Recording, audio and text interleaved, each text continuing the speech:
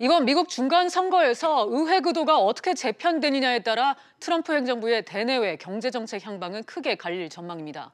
특히 미중 무역 분쟁과 글로벌 금융시장 변동 등 우리 경제에 미칠 파장도 적지 않은데요.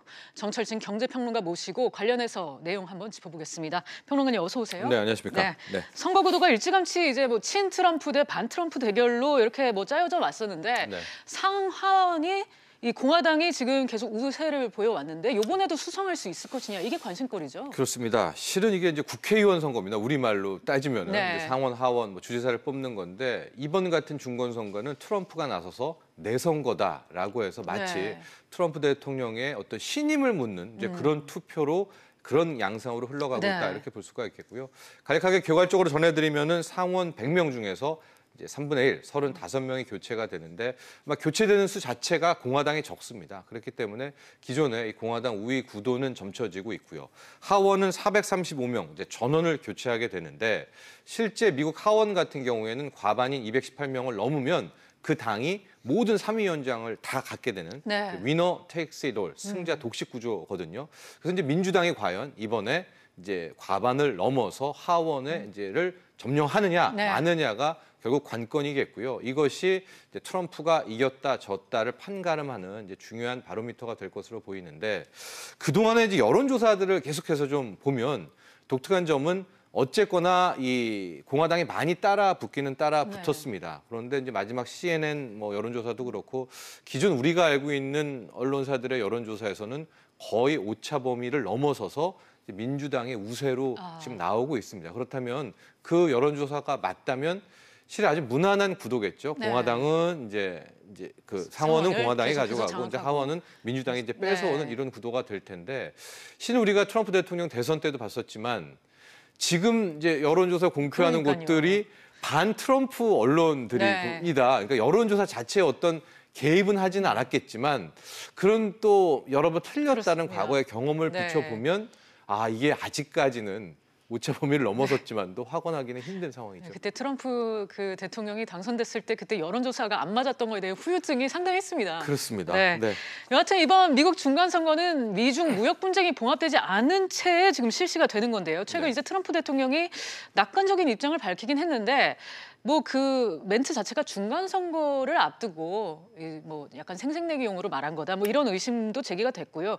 기존의 강경 입장을 더 강화할 것이다. 중간 선거가 지나고 나면 이런 전망도 나오는데 어떻게 보세요? 미중 무역 전쟁만 본다면 이번에 어쨌든 전화를 해서 무역과 북한 문제에 대해서 이야기를 한다. 그다음에 G20 정상회의가 끝나고 나서 밥 먹자. 이제 만천회동을 12월 1일 날 하자.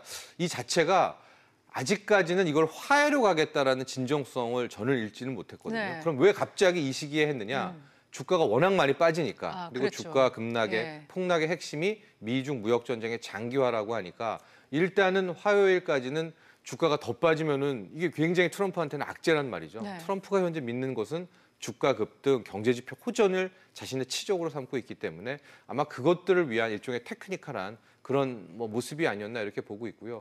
만에 하나 이제 공화당이 정말 또 대역전을 펼쳐서 상원뿐만 아니라 우리 예상을 깨고 또 하원까지도 다시 다수당이 된다라고 한다면 우세를 점령한다면 더 몰아칠 수가 있겠죠. 이제 트럼프 입장에서는 미중 무역 전쟁이 자기의 시그니처와 같으니까 그런 점을 생각해 볼 수 있겠습니다. 그럼 현재 이제 미국 의회 세력 구도가 만약에 민주당 쪽으로 좀 힘이 더 실리게 된다면, 그러니까 하원을 민주당이 장악을 하게 된다면 현재 이제 진행 중인 미중 갈등 양상에 어떤 변화가 가능할까요? 이제 세간에서 이제 얘기 나오는 것이 민주당이 이제 뺏어오게 된다면 이제 트럼프가 몰아치고 있는 다양한 외교 정책이라든가 경제 정책에 제동을 걸 것이다. 그래서 막상 나오는 것이 이제 미중 무역 전쟁도 완화하겠다. 이런 분석들을 쏟아내고 있는데.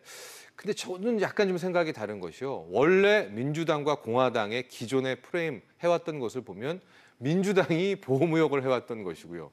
공화당이 신자유주의라고 해서 자유무역을 해왔던 건데 지금은 이제 교묘하게 지금 교차된 트럼프가 와서 이 판을 좀 흐트러 놓은 거거든요. 그러니까 민주당도 기본적으로는 보호무역주의에 대한 이게 있습니다. 남아있기 때문에 민주당이 다수당이 됐다고 해서 트럼프가 했던 미중 무역 전쟁을 완화하는 쪽으로 방향을 갈 것이다. 저는 오히려 중국 압박에 있어서는 민주당도 좀 뜻을 같이 한다 이렇게 보고 있고 그러면은 만에 하나 이제 하원이 압승을 하게 된다라고 네. 하면 어떤 판세가 민주당이 압승을 한다면 있을까?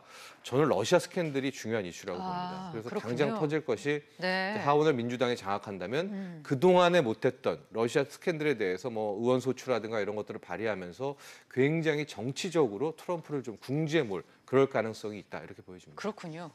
이 국제 금융시장에 미칠 영향에 대해서도 다양한 시나리오가 나오고 있는데요. 최악의 경우에는 시장의 변동성이 더 커질 것이다. 그리고 신흥국의 금융 환경이 더욱 위축될 가능성도 제기가 되고 있습니다. 그럴 가능성을 어느 정도로 보세요? 이게 이제 복잡한 구도고 이런 사례 저런 사례인데요. 네. 아주 단적으로 좀 쉽게 말씀을 드리면 이게 트럼프의 역설이라고 하는데 네. 트럼프가 인간적으로 도덕적으로 마음에 안 들고 싫고 뭐 저런 사람이 다 했어라고 하지만 현재 금융시장과 월가나 이 경제 쪽에서는 또 트럼프를 알게 모르게 지지하고 있습니다. 그 이유가 트럼프 같은 경우에는 바로 요번에 또 선물 하나 내놨죠. 뭐 중산층의 10% 감세, 네. 기업들에겐 다 규제 완화, 뭐 프랭크 노트법도 풀고 그러니까 이런 식의 어떤 굉장히 경기부양적인 패턴을 보여왔단 말이죠. 그래서 트럼프가 이 참 힘을 계속 유지해야만 주가도 오르고 부동산도 오르고 경기도 부양하는 이제 이런 구도로 가고 있기 때문에 이게 참 뭐 단언할 수는 없지만 트럼프가 이 만에 하나 여기서 이제 삐끗하게 되고 트럼프가 몰리고 러시아 스캔들로 해서 이제 몰리게 된다면 그동안에 해왔던 적어도 이 경기 부양만큼은 굉장히 후퇴할 수가 있어서 이것은 오히려 뭐 주식시장에는 악재다 이렇게 보여집니다. 그러니까 이걸 마치 뭐 트럼프가 돼야만 뭐 경제가 좋아지고 트럼프가 안 되면은 나빠지냐 뭐 이렇게 생각할 수는 있겠지만은 그런 이분법적 사고가 아니라 지금까지 트럼프의 해온 행보가 막 으쌰으쌰 하면서 약간 버블을 만드는 그런 패턴이었었거든요. 그러니까 그런 것들이 싹 걷어낼 가능성이 있기 때문에 트럼프가 네. 힘을 잃으면 아마 뭐 아시아 증시라든가 조정도 추가 조정도 가능하다 이렇게 보여집니다. 지금 아시아 증시 말씀하셨지만 이제 국내 증시 움직임 요즘 심상치 않은데 이번 그러면 중간 선거 결과에 따라서 우리 증시도 좀 변동성이 커질 수 있다 그렇게 보시는 건가요? 예, 결과가 바로 뭐 이랬다 저랬다 네. 판가름하기는 어렵겠지만은 가령 하원이 압승을 이제 민주당이 하원에서 압승을 하고 그것을 힘을 가지고 이제 트럼프의 러시아 스캔들이라든가 과거 행적을 좀 캐는 뭐 이런 모습이 나온다면 실은 뭐 미국 증시도 마찬가지고 전체 뭐 아시아 증시 또 뭐 급락이라든가 이런 조정을 볼 수가 있겠고요. 어찌 됐건 좀 예상한 구도대로만 흘러가면 뭐 불확실성 제거, 뭐 확실성 차원에서는 뭐 주가가 반등을 보일 수 있다 이런 의견도 나오지만 저는 글쎄요 적어도 이번 한 주 다음 주까지는 선거 이후에 나올 추가 재료까지도 확인하시고 투자에 임하시는 것이 가장 안전한 게 아닌가. 저는 한 다음 주 금요일 정도에 포지션을 잡았으면 좋겠습니다. 네, 알겠습니다. 지금까지 정철진 경제평론가와 얘기 나눴습니다. 오늘 말씀 감사합니다. 감사합니다.